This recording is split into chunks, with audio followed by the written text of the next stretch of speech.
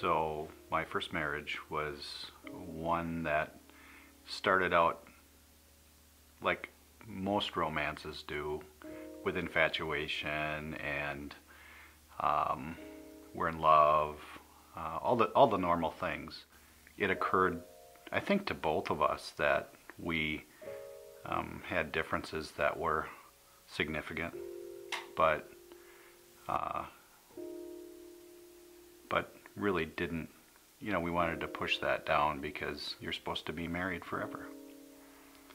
So what I didn't understand is that, and it came to me after our divorce, was how unequally yoked we were, and that as difficult as it was to split up on everybody, our families, our children,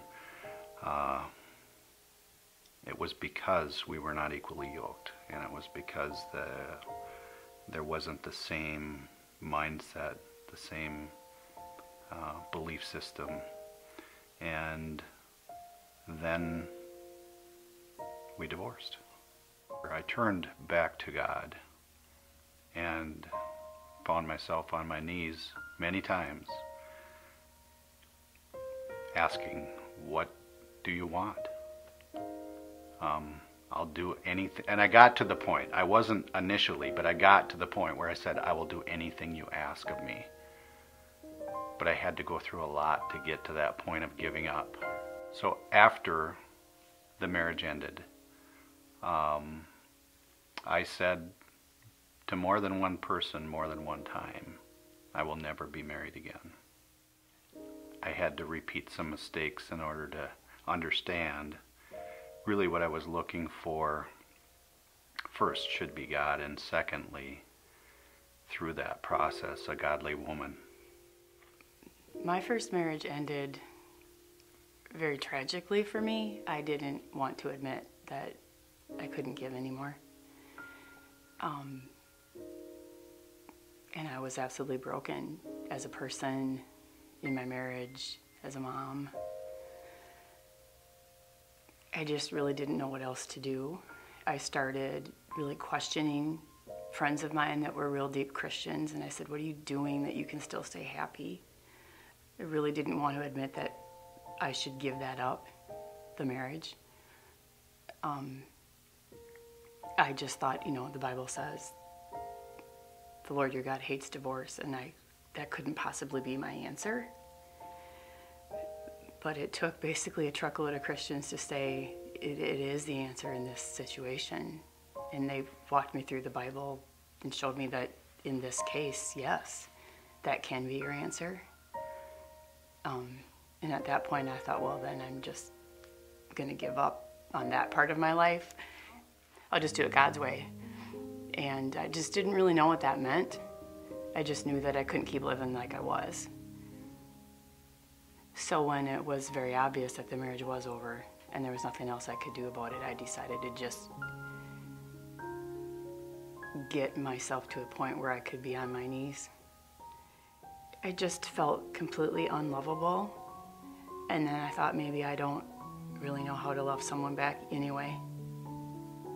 I'm a failure. But I swear I heard God audibly say, I remember in my dining room one night, I'm like, I give up. And I swear he was like, yes! I just told God, I'm done.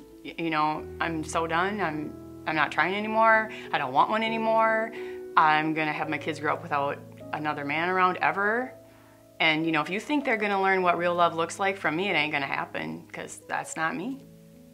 But if you did want that to happen, God, then I kind of changed my mind, and I wrote that in my journal.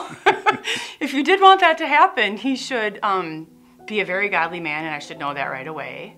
And I'm not going looking, so you'll have to bring him around where I am. And so I prayed that for a long time, and then I added, well, then he should have eyes just like my dad's, so then I would know that I could trust him. So I'm not even looking at a guy unless his eyes are just like my dad's. And so that's how I knew I might turn out okay. That I was even just reaching out to God like, okay, but if. then maybe I could love again and maybe I could actually feel. I didn't think that there was anybody compatible for me. But I did pray, like Margot prayed, that God, if you mean this to happen to me, then you'll have to put that person in front of me, because I don't want to seek it out anymore, because it isn't working. We met unexpectedly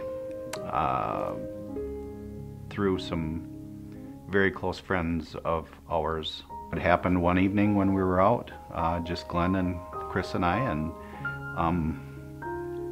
and Margot was across the lawn.